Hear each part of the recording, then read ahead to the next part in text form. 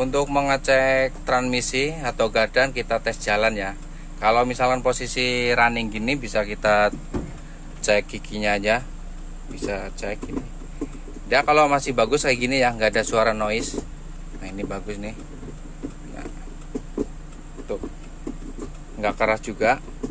Biasanya kalau dia bermasalah pasti masuk giginya susah. Nah untuk ngetes diferensialnya atau gardanya tes jalan ya.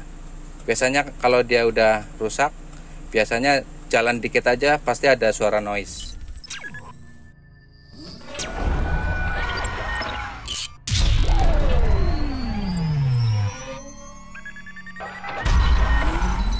Assalamualaikum warahmatullahi wabarakatuh. Salam sejahtera untuk semua teman-teman yang nonton video ini ya. Kali ini kita akan berbagi tip untuk teman-teman yang akan membeli unit second untuk sekelas FPV, carry, Grand Max dan sejenisnya ya. Oke, kita langsung ke bodinya ya. Mungkin dari lampu stopnya atau lampu belakang kombinasinya kita bisa lihat. Kalau unit ini sih nggak dijual ya, cuman buat contoh aja.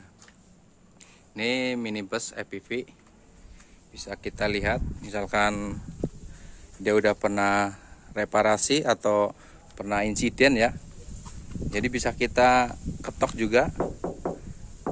Kalau ini kan mungkin udah dempulan karena modifan dia ya, bikin karoseri.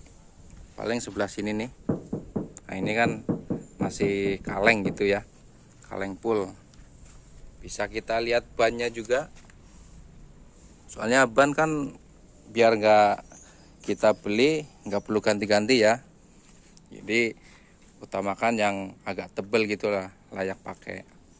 Terus bodi belakang semua teman-teman pasti udah paham lah ya untuk ngecek bagian luarnya, baret-baret gini nggak masalah.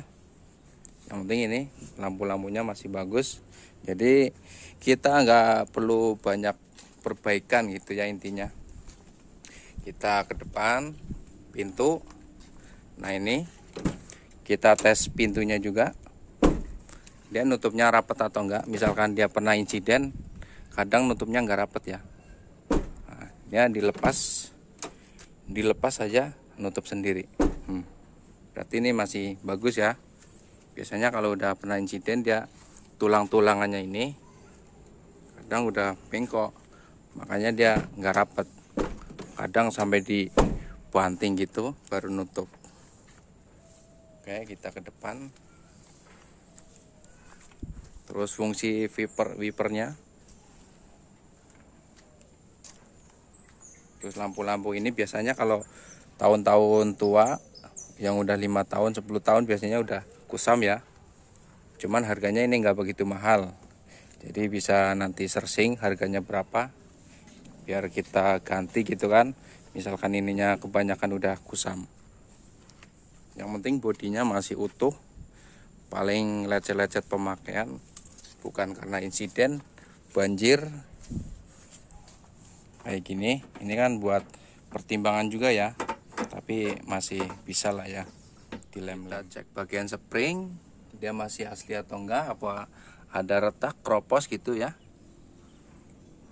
di springnya, di pusingnya. Jadi kita sedikit mengolong ya. Nah, ini kita lihat kaki-kakinya. Terus cek juga bagian diferensial atau gardan, dia rembes enggak. Misalkan rembes banyak, berarti kita kan harus bongkar gardan ya. Nah itu memerlukan biaya juga lumayan. Terus kita cek asnya ini, serombongnya atau rear axle lah ya, housingnya. Nah, kita sedikit mengolong biar kita paham kondisi yang di kaki-kakinya. Nah ini tempat ban cadangannya jangan lupa. Kemudian kita cek fisiknya dulu ya. Nah ini cek bagian gardan, ini gardan ya. Kemudian ke transmisi kering atau enggak. Jadi kalau dia ada rembesan banyak, kemungkinan harus dibongkar ya. Jadi biar nggak kotor atau olinya berkurang gitu. Nah, terus sampai ke bawah engine, engine-nya basah atau enggak, kering. Yang kita harapkan sih kondisi kering ya. Misalkan bagian-bagian yang agak memakan waktu untuk mengerjakannya sama biaya, bisa kita perhitungkan buat negosiasi. Kemudian muffler ini ya, kita cek juga kataliknya sama sensornya juga. Biasanya ini rawan kropos, bisa kita cek. Kita langsung bergeser ke ininya ya, engine bagian atasnya. Nah, ini penampakan engine-nya. Biasanya kan kalau ini rawan bocor nih, ini di gasket rocker cover ya, atau tutup klepnya. Biasa rawan rembes. Cuman ini masih murah harganya, bisa dibongkar sendiri juga. Jadi masih murah. Kemudian kita cek tulang-tulang sebelah sini. Takutnya dia udah pernah insiden, kabel-kabelnya, terus marker juga. Kita bisa lihat markernya nih. Nah, marker ya. Jadi kalau masih ada markernya berarti dia belum pernah bongkar ya. Biasanya di baut-bautnya. Kita cek fisiknya dulu. Kemudian fan bell AC. Ini masih murah lah ya. Yang penting kita cek aja dulu tulangannya, kondisi bagian atas. Terus baterai. Biasa ini dudukan baterainya sering berkarat, cek juga. Kalau ini mobil masih agak baru. Jadi kalau yang tahun-tahun tua biasanya ini kropos ya. Dicek perbaikannya masih perlu makan biaya enggak gitu kan. Kalau masih layak bisa buat perbandingan. Nah, terus kita ini setik oli ya, oil engine. Jadi bisa kita lihat dari olinya ini kan ada nih. Nah, ini olinya bisa dicek. Ini masih agak kuning-kuning lah ya. Jadi nggak begitu hitam pekat. Berarti engine-nya ini termasuk bersih. Kalau hitam pekat biasanya dalamannya pasti kotor. Bisa kita bawa ini tang, apa kalau tangannya kuat. Nah, tuh lihat, udah kotor banget ya. Padahal ini unit belum begitu lama, tapi kotornya nih. Nah, ini ciri khas mobil bensin ya. Tuh, dalamnya kotor banget. Paling kita perlu flashing oil engine aja ya, sama itu obatnya.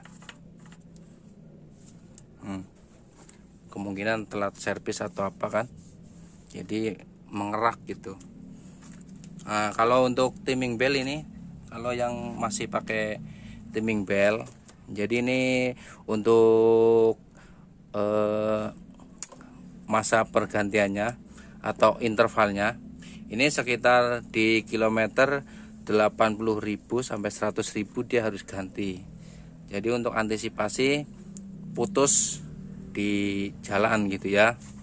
Pokoknya kalau lihat kilometernya udah segitu, ini perlu dicek, minimal dicek.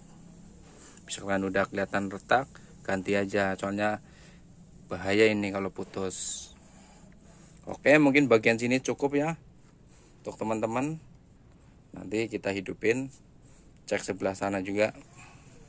Oke, kita di sebelah kanan engine bisa kita lihat ini komponen soket-soketnya ya. Sebelah sini kita bisa lihat secara aktualnya, fisiknya, kondisi baut-bautnya sama rembes-rembes paling ya. Coba nanti kita hidupin. Ini filter udara, air cleaner. Terus bagian sini juga ini jangan lupa. Kalau bekas insiden biasanya di sini tuh bekas ketokan ya, nggak rapi kayak gini. Nah, ini kalau masih asli nih kayak gini kondisinya ya. Kabel-kabelnya, harnessnya masih rapi. Terus bagian kiri Terus kabel-kabelnya masih bagus. Kemudian ini ada buat buka kap depan. Kita loncat bagian depan mobilnya ya. Kita lihat tulang-tulangnya ini. Nah, ini bekas-bekas masih pabrik. Biasanya kalau bekas insiden pasti ini ada bekas repairan, las atau apa ya, dempul. Nah ini kalau bekas banjir juga bisa kita lihat. Biasanya banyak karat ya kalau di sela-selanya itu. Bisa kita lihat. Terus itu gearbox, power steering. Biasanya rawan rembes. Ada di bawah. Tuh. Nah ini di bootnya. Biasanya rawan basah, dicek, ngolong dikit. Bisa dari atas. Masih layak pakai enggak atau harus diperbaiki gitu ya, buat perbandingan nanti nego harga. Ini reservoir, ini minyak rem, bisa kita lihat kondisinya. Ini masih bening, nggak perlu di flashing, kuras. Ini kondisi box screen, ini masih rapi enggak, kita lihat ya. Ini kondisi masih rapi kayak gini. Nah, terus dongkrak ini di depan. Tiap mobil beda-beda ya penempatan ininya. Ada yang di samping engine, ada yang di bawah jok, ada di depan ini. Tergantung tipenya. Kemudian, nah ini yang penting nih. Ini untuk hose radiator ya, biasanya rawan banget karat atau ini pernah pecah, biasanya dilem. Kalau misalkan ini udah pernah dilem, biasanya harus ganti ini ya, tutupnya nih. Jadi bisa di repair. Nah ini kondisi harnessnya. Terus cek bagian bawah tuh, bagian hose coolant-nya, rawan karat ya. Bagian engine juga. Oke, bagian ini cukup ya. Cek coolant-nya ini masih pakai coolant atau air biasa. Bisa kita lihat coolant-nya masih pakai coolant enggak. Terus biasanya kalau nggak pakai coolant di sini banyak karat ya. Kalau banyak karat berarti kita harus membersihkan atau overhaul radiator. Ini reservoir penampungan air coolant-nya. Kita pasang lagi. Misalkan mau ngetes overheat atau enggaknya engine itu bisa kita lihat di sini. Misalkan ini tutupnya dibuka, terus engine-nya dihidupin, terus digas. Biasanya kalau dia udah bocor kompresi, biasanya di sini nyembur. Bisa dari packing, bisa dari headnya melengkung ya. Kalau tahun-tahun tua udah overheat gitu. Nah kita pasang dikit. Kalau kita ngecek kopling udah masih tebal apa udah tipis, kita bisa lihat di pedal koplingnya. Biasanya dia udah tinggi ya, kalau udah tipis dia tinggi. Bisa juga kita tes jalan. Jadi cara ngetesnya kita masukkan gigi satu, terus handremnya kita tarik. Nah, coba kita jalan. Kalau engine itu tetap hidup, nggak mati, berarti koplingnya udah tipis. Bisa kita lihat dari bawah, dia udah habis belum setelannya ya, yang di bawah. Itu untuk mengetahui tebal tipisnya kopling. Kemudian ini lihat interiornya. Ini masih AC, berarti kita tes AC-nya juga masih dingin atau enggak. Kemudian kita kunci kontak on. Kita lihat ini ya, indikator-indikator yang nyala apa aja. Nah, ini unit FPV minibus. Nah, ini yang harus nyala ya saat kondisi on. Ini gambar baterai, terus kemudian oli engine, rem tangan. Ini cek engine. Jadi kalau on harus nyala ini ya, cek engine. Kita tes hidup ya. Oke. Jadi yang nyala tinggal yang rem tangan karena masih ditarik. Kalau kita turunin pasti dia hilang ya. Jadi di sini jangan sampai ada yang nyala ya, kecuali handrem ini. yang tanda seru itu. Kita tes juga lampu-lampunya, panel-panelnya masih fungsi dengan baik enggak. Kemudian hazard, nah itu sennya juga masih fungsi dengan baik enggak. Kemudian wiper tuh, wipernya masih bagus atau enggak, itu kan lumayan penting juga ya pas hujan. Nah masih bagus, oke berarti. Kemudian kita cek AC nya ini bagus enggak, dingin ini dingin nih, cek AC. Nah ini kondisi mesin engine yang masih bagus ya, jadi kayak gini, ini buat patokan aja. Jadi nggak ada suara ngeletek, nggak ada suara noise, nggak ada suara gemuruh apa gitu ya, sama nggak pincang. Terus nggak ada ini juga asap. Kita lihat ininya. Kalau yang masih bagus dia nggak keluar oli ya, nggak keluar asap juga. Jadi kalau udah ngobos di sini keluar asap. Jadi harus turun mesin. Ya. Ini kondisi hidup ya. Jadi masih bagus. Tinggal di flashing oil engine aja kalau kotor. Pakai obat ada di online. Oke, mudah-mudahan bisa dimengerti lah ya buat teman-teman yang mau nyari mobil second. Nah ini kayak gini ya, engine yang masih bagus, senyap juga nggak kalah penting untuk fungsinya. Biasanya kan banyak yang di chamber atau udah putus dari lampunya atau dari wiringnya. Nah ini masih fungsi dengan baik. Ban pelek. Untuk kaki-kaki depan jangan lupa ya. Nah ini masih bagus, terang.